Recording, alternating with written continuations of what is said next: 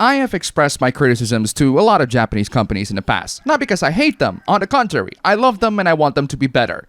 Konami is not one of them. I want that company to be burned to the ground, especially the recent blunder of Metal Gear Solid remasters. Absolutely terrible. But hey, at least they're available on the 7 Seas. Capcom, on the other hand, is still hanging on my good side for the most part. On one hand, Capcom's recent games are fantastic. I absolutely love Remake 4 and I cannot wait for Remake 5 because they are definitely gonna develop that thanks to the Separate Ways DLC credit teaser. Resident Evil 5 is great, it doesn't really need a remake, but if it is gonna happen, I'm glad that it's in Capcom's hand right now. Oh, and my brother absolutely loves Street Fighter 6. On the other hand, like Nintendo and Square Enix, they make some really questionable decisions that are anti-consumer, detrimental to their brand, or just straight up dumb. To put it simply, they are a mixed bag. Some hits, some misses, some wins, some losses. Thankfully, Capcom to me is in the mostly hit kind of mixed bag, unlike Nintendo, which is in a mostly miss kind of mixed bag. Honestly, the state of gaming right now is so bad that I will take some hits, even if I have to tolerate some misses. Not every game company is perfect, and Capcom at least scores some hits. Unfortunately for Capcom, this hoopla is a huge miss. So there's a 50-minute open presentation talking about Capcom's brand new RE engine, which is not, as a lot of people thought, Resident Evil engine. The speaker is talking about anti-cheat and anti-piracy measures in PC games and some recommendations for in-house production. Capcom already has Denuvo used in their games, which is a third-party anti-piracy measure. It's certainly not cheap and it's a garbage DRM measure. Actually, it's a pretty good DRM measure. It does the job to prevent piracy. It's garbage for the consumers. This is definitely one of Capcom's misses in my opinion. I should have them and any other game companies that use this anti-consumer product crucified and burned to the stake. But it gets worse, ladies and gentlemen. PC games give a high degree of freedom, but they are also free to be tampered with. Yes, that's a good thing. That means if there's something crap about your game, we can fix that. If you're going to restrict that ability, this is pretty much going to be the death of PC gaming as we know it.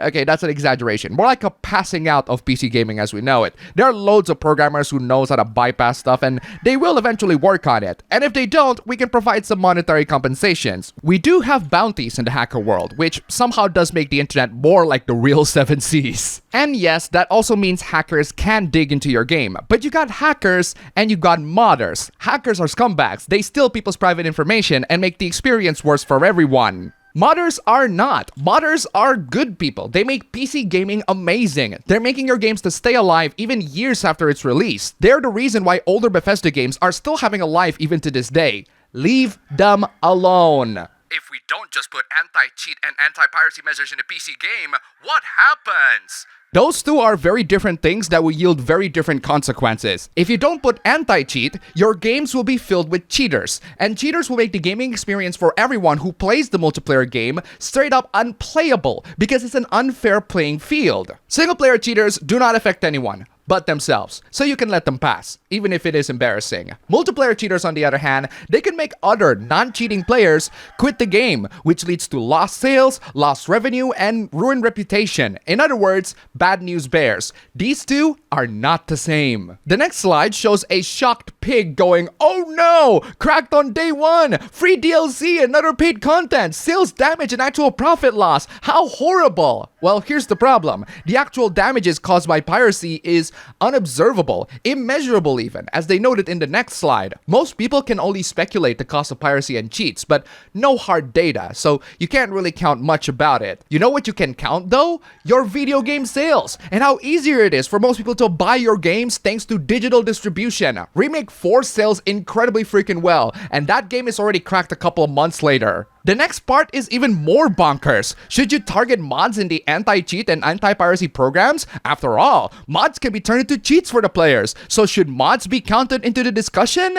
Apparently, yes. All mods are defined as cheats, except when they are officially supported. Apparently, according to the boomers in Capcom, mods are all cheats, which is like saying ice cream are all vanilla. I mean, yes, some mods are designed to be cheats, but some mods are also designed to be gameplay tweaks to make the game better as well, maybe even harder. Some mods are designed to fix stuff that developers miss too. There's so many purposes for a mod. To characterize them all as cheats is a denial of reality. You're arguing against reality, and that's exactly what I'm saying here. That's not reality. That's not the reality that I live in. You're not living in reality. You're totally detached from reality. It's very funny when I show that clip because it seems that the person who did this whole panel is also in denial of reality. No, literally, one of the slides have this person said, and I quote, "I too had illusions that didn't hold up to reality." Wow, it's almost as if it's a word-for-word revelation why you are so wrong about this whole debacle. But it gets worse, guys, don't worry. There are problems that will be caused by malicious mods. One of them is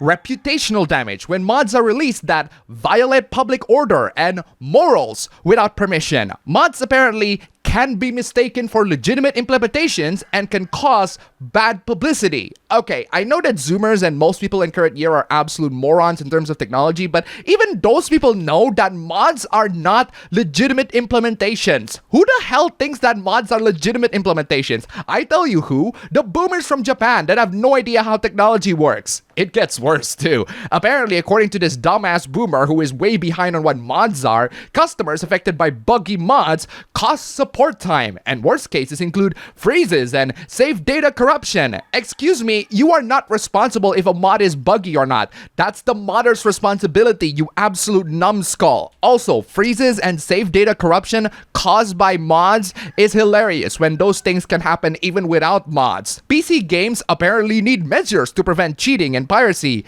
Yes, for the cheating, but not for the piracy. There is still a huge barrier of entry for piracy that 99% of people would never want to enter. For God's sake, Cyberpunk 2077 has no DRM. Alan Wake 2 has no DRM. Sony's games that are released on Steam have no DRM. Plenty of games released today have no DRM, and they're doing just fine. Why? Because digital distributions today are easier to access than piracy. Not to mention, they have loads of amazing features that are worth the price. You can find games easier through digital distribution compared to piracy. So these boomer-ass companies should stop worrying about piracy, start worrying about the cheaters because they are the real concern, and stop worrying about mods because not all of them are cheats. Capcom might just let the mods roam free like they are doing now, but there's a good chance in the future that they're gonna remove mods on a whim, and if they aren't, well, we got lots of modders that are more technologically literate than you that can totally bypass your dumb ass. And that's one hoopla out of a couple more hooplas that we're gonna be talking about today. Actually, one more hoopla. If you want to see more hooplas, then check out ABB Show channel, link down below, go subscribe, and as always, huge thanks to all these wonderful people. You guys are fantastic. If you want to see your names among these people, then check out the links down below. Just $1 and you have supported this channel immensely. Seriously, thank you so much. And now, let's get to the next hoopla. I enjoy visual novels. I played quite a few of them, and I think they're an excellent medium for storytelling. If only more of the famous ones are playable on mobile, I feel like that's the perfect platform for a visual novel in current year. It would be nice to see Katawa Shoujo mobile or an uncensored Fate Stay Night on mobile where people can actually get to the series without asking, "Oh no, where should I start this seemingly inaccessible franchise?" Yes, I know there's a Ren'P mobile adapter, but I would love to have a straightforward install and play app. The only visual novel that I can think of that has that is Everlasting Summer. That's also a pretty decent visual novel. So when I see people talking smack about this medium, I'm gonna be responding, "Visual novels gotta be the worst medium of entertainment ever." Okay, that is a great happening hot take. What is your case? Danganronpa is the only good and mainstream one because it has a dub and you can just listen to it. Wow, what an utterly dumb take. Visual novels and dubs, in my opinion, do not match well. I played a couple with those and I'm not a fan. I mute all their dubs immediately. I'm sure someone likes it, but I'm not one of those. And if you really want to talk about a good mainstream visual novel, do you really want to choose the ripoff over the original?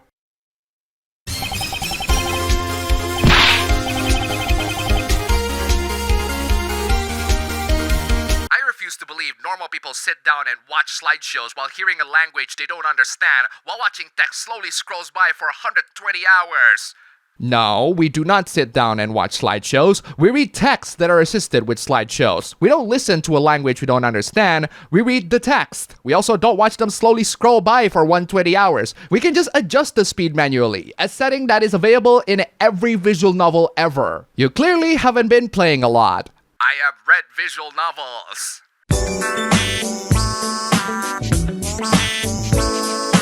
But I am never excited to start a new one. Maybe because you just haven't found the right one. I refuse to recommend the medium to anyone because no normal person is gonna be excited to start one. Well, no normal person doesn't want to play Katawa Shoujo. It's free on the PC and you should play it. Amazing visual novel. Highly recommend. I think I'd rather read a light novel. At least it ain't pretending it's a game or something. And yet you mention Danganronpa, the one visual novel that pretends that it's a game. Have you actually played Danganronpa? This is probably why visual novel fans make their entire personality the one they played first. Okay, you got me there. I love Katawa Shoujo, it's amazing, and I would center my personality on that game. In fact, I already have. Stockholm Syndrome and them refusing to read any of the other popular ones. Okay, but I have read Fate Stay Night. That's the visual novel that most actual Fate fans never even read. Your argument is invalid. And that's all for the video today. Guys, thank you so much for watching. And if you like this video, don't forget to click the like button and subscribe for more. APB Show channel link down below. Go subscribe. And I will see you all next time.